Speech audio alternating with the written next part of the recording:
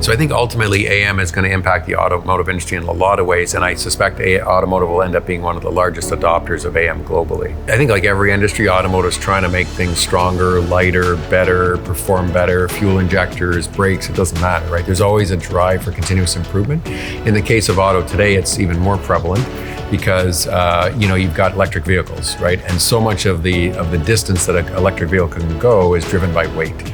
There's always an issue with weight with gasoline engines and mileage, but now it's much higher pressure, right? Because mileage under a battery, distance under a battery is really a main driver of consumer buying behavior.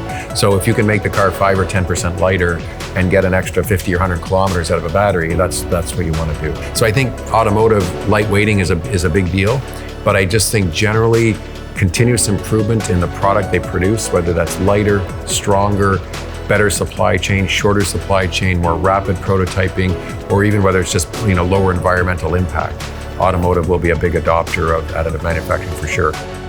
I'm Colin Osborne. I'm the president and CEO of Samuel Son & Company, and we think that additive manufacturing and Burloak Technologies is really going to be one of the cornerstones in manufacturing.